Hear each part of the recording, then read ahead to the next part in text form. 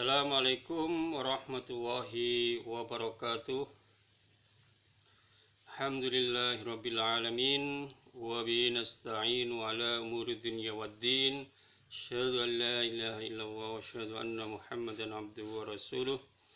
Marilah kita panjatkan rasa syukur kita kepada Allah Subhanahu wa taala atas limpahan karunia-Nya, kenikmatan yang diberikan oleh Allah hingga kita bisa hidup di alam semesta ini. Salawat serta salam tidak lupa kepada Nabi kita Muhammad SAW yang memberikan suri tauladannya hingga kita bisa memperlakukan kehidupan kita sesuai dengan anjuran dan memang sesuai ketetapan yang diberikan oleh Allah. Di pertemuan ketiga kita kali ini, kita masih membahas tentang surat Al-Baqarah ayat 148 tentang anjuran berlomba-lomba dalam kebaikan. Dalam surat Al-Baqarah, Al-Baqarah ini adalah surat Makkiyah ya, karena memang diturunkan di Mekah dengan komposisi ada di dalam Al-Quran surat kedua dari setelah surat Al-Fatihah. Saya bacakan. A'udzu billahi minasy syaithanir rajim. Bismillahirrahmanirrahim. Walikulli wijhatun huwa muwalliha fastabiqul khairat. Aynama takunu yati bikumullahu jami'a. Innallaha ala kulli syai'in qadir. Artinya, dan bagi tiap-tiap umat ada kiblatnya sendiri yang ia menghadap kepadanya. Maka berlomba-lombalah kamu dalam berbuat kebaikan di mana saja kamu berada. Pasti Allah akan mengumpulkan kamu sekalian pada hari kiamat. Sesungguhnya Allah Maha Kuasa atas segala sesuatu. Ini ayat ya dari surat Al-Baqarah. Kita sudah pahami betul dan sudah menjadi wujud dari keyakinan kita.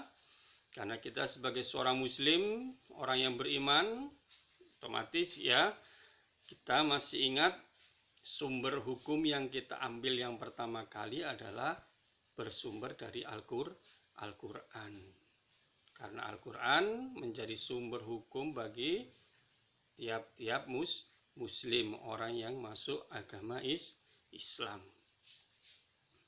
Dengan adanya aturan-aturan itulah ya kita diberikan ketentuan dalam kehidupan kita agar kita tahu arah tujuan kehidupan kita. Kita coba bahas ya tentang tajwidnya terlebih dahulu. Ya. Karena memang Al-Quran ini begitu istimewa ya, sejak 14 abad tahun yang lalu ya, itu secara bacaan bisa sama, itu adalah wujud daripada karena Al-Quran ya, memunculkan bentuk daripada disiplin ilmu yang lainnya tentang tata cara bacanya, kemudian bagaimana cara kita mengartikannya atau bahkan menafsirkannya. Dan itu semuanya ada disiplin ilmunya, tidak serta-merta semua orang bisa melakukan itu. Ya, makanya kalau kita wujudkan dalam keseharian kita, mungkin kalian bisa mencoba ya menanyakan di sekeliling kalian tentang bacaan-bacaan, otomatis bacaan Al-Quran tetap sama dimanapun kalian berada. Kita coba bahas ilmu tajwidnya ya. Walikulli wijhatun. Nah, mana ini yang dikategorikan sebagai hukum bacaan tajwid.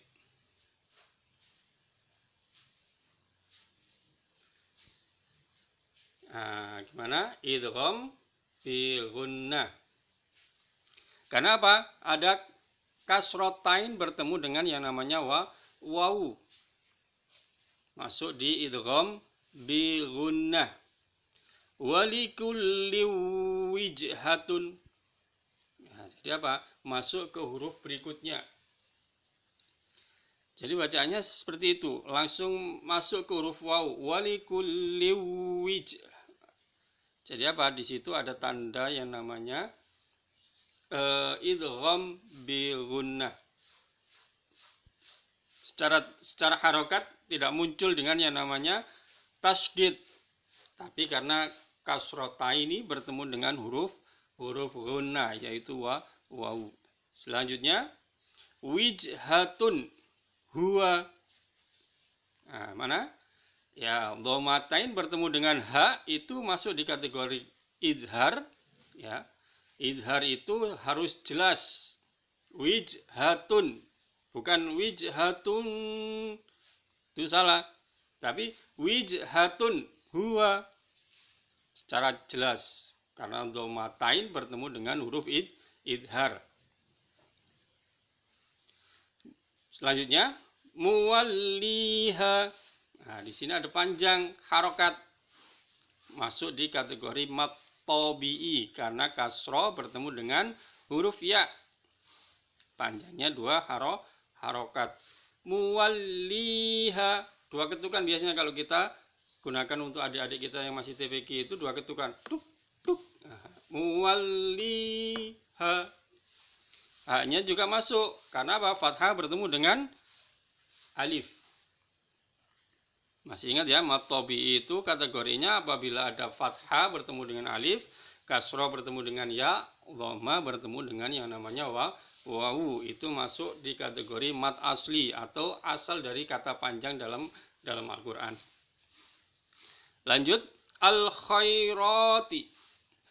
Nah, al-khairat karena biasanya di waqaf ya. Masih ingat al-khairat? Karena di situ ada mad asli akan tetapi berada di akhir kata. Nah, tentang panjang ini biasanya menyesuaikan ya dengan bacaan atau intonasi atau irama yang biasa dipakai. Kalau biasanya kalau kita lihat di mana ini sholat ya, sholat yang dijaharkan atau dikeraskan itu pembacaan Al-Fatihahnya biasanya ada yang nadanya tinggi. A'udzu billahi minasyaitonir rajim. Nah, itu kan bisa panjang sampai 6 harokat. Tapi kalau orangnya landai ya bismillahirrahmanirrahim. Alhamdulillahirabbil alamin. Nah, itu 2 harokat juga cukup. Ini dikategorikan sebagai mad arid lis sukun. Karena apa? Berada di posisi waqaf. Lanjut, ma takunu. Nah, ini mad tabi ada berapa itu? 1, 2, 3.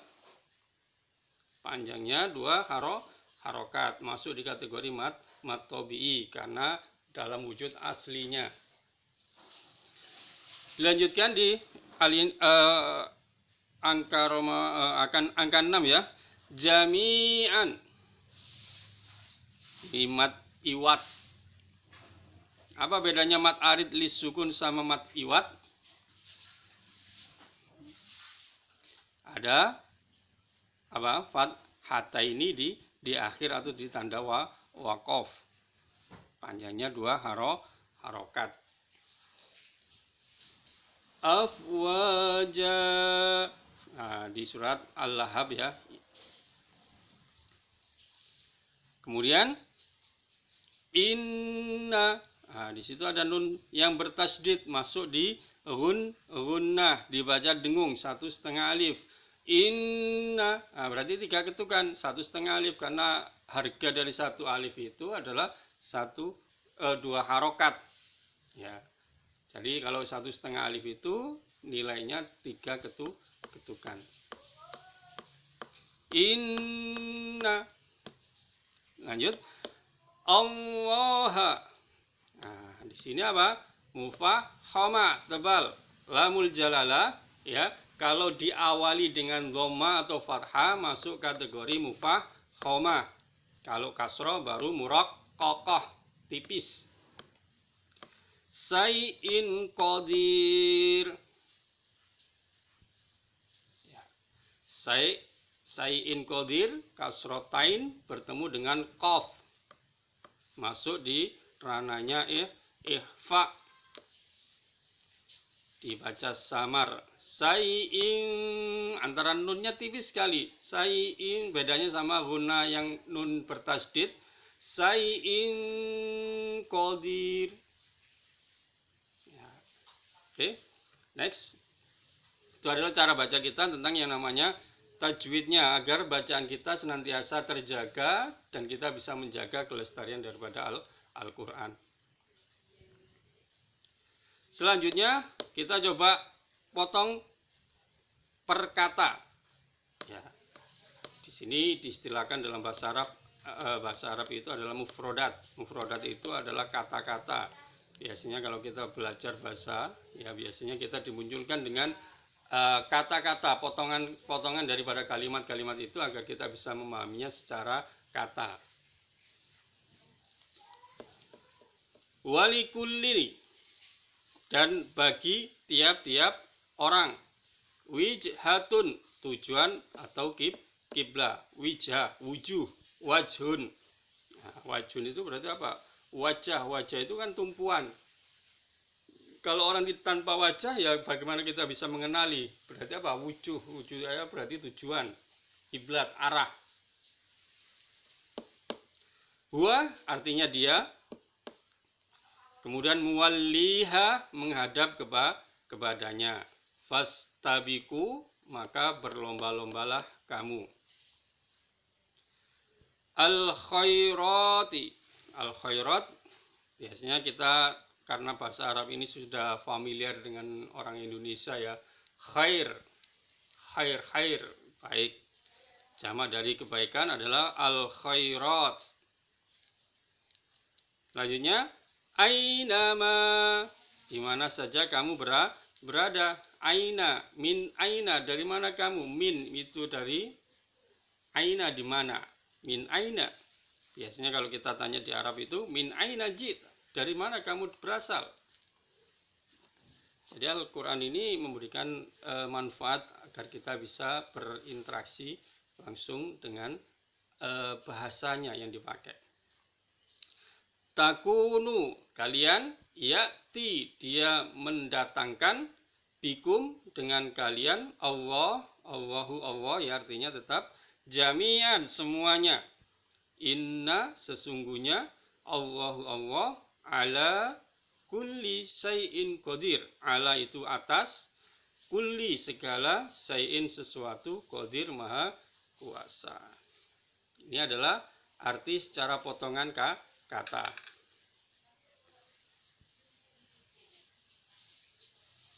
Coba kita ulas tentang kandungan ayatnya ya.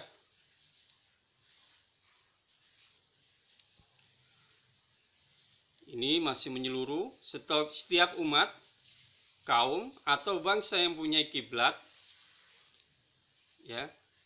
Jadi kiblat itu adalah arah, dalam artian seperti ketika orang mengikuti daripada ajaran Nabi Muhammad, berarti apa? Kiblatnya kepada Nabi Muhammad. Kemudian kalau orang itu Nasrani, ya otomatis dia berkiblat atau mengarahkan keyakinannya kemana. Setelah menimbulkan bentuk keyakinan itulah baru kita bisa menyadarinya. Jadi semua umat ini memiliki, kalian ke sekolah, otomatis apa tujuan kalian? Kepada guru. Jadi kiblatnya kalian belajar komputer, berarti apa? Kiblatnya kalian mencari guru komputer. Dan itu akhirnya apa? Memberikan bentuk keyakinan. Keyakinan apa? Ya kalian bisa melakukan apa yang menjadi keinginan kalian. Jadi setiap umat atau kaum atau bangsa itu mempunyai kiblat. Tidak ada orang yang tidak mempunyai arah tujuan dalam kehidupannya, kecuali orang itu memang tidak mempunyai akal. Kita lihat bangsa selain daripada manusia, mereka diberikan kekurangan ya, dalam artian kekurangan karena ada pembandingnya. Kalau kita bandingkan kita dengan yang lainnya, ya otomatis kita masih dalam kategori kesempurnaan daripada yang tidak. Makhluk yang lain selain kita banyak ya, ada hewan ada bangsa jin, ada bangsa malaikat, atau bangsa-bangsa yang lainnya, yang menurut kita karena memang kitalah yang diberikan kemampuan lebih. Dengan hewan otomatis kalah ya, tidak ada seekor pun atau bahkan sehewan pun yang mampu berafiliasi membuat rumah dari sesuatu yang lama menjadi baru. Contohnya manusia ya, dulu cuma gubuk, kemudian naik lagi, sekarang sampai bertingkat. Ya. Mungkin secara karakteristik atau secara hikmah kita lihat rumahnya rayap ataupun itu memang bertingkat, tapi apa secara kualitas manusialah yang masih memiliki kemampuan.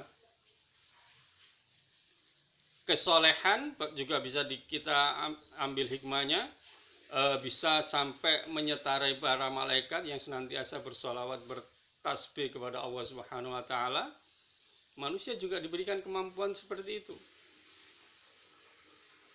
Bahkan seburuk-buruknya makhluk ya, yaitu bangsa jin yang sudah dinas untuk masuk ke dalam neraka, itu juga seperti itu, manusia masih bisa mengalai daripada bangsa jin itu sendiri. Jadi dari situlah makanya kita sebagai manusia itu diberikan kelayakan dalam kehidupannya untuk memilih. Selanjutnya, hendaknya berlomba-lomba dalam kebaikan dan mencari agama yang benar. Ya. Kita mengenal Islam mungkin dari kecil, kita karena memang lahir ya dan dibesarkan di lingkungan Islam, otomatis secara keyakinan kadang kita hanya mengetahui apa yang sudah diperintahkan oleh orang-orang tua kita. Berbeda dengan orang-orang terdahulu, ya, ketika itu Rasulullah mulai menyebarkan yang namanya ajaran agama Islam, mereka lebih cenderung memakai yang namanya akal atau logika. Dari situlah Islam memberikan bentuk wacana bahwa agama yang paling rasional dalam tanda kutip, agama yang mulaim, yang rasional secara akal. Kalian bisa buktikan itu. Ya, jadi disitulah Allah memberikan kita bentuk tata cara dalam kehidupan kita. Kita diberikan kemampuan untuk berpikir ya, untuk mencari agama yang memang benar. Penegasan Allah Subhanahu wa taala bahwa setiap manusia akan dikumpulkan pada hari kiamat kelak dan akan diadili sesuai dengan perbuatan di dunia. Dan ini menjadikan bentuk gambaran ya, dalam Al-Qur'an itu diterangkan yang dahulu, yang sekarang, sama yang akan datang.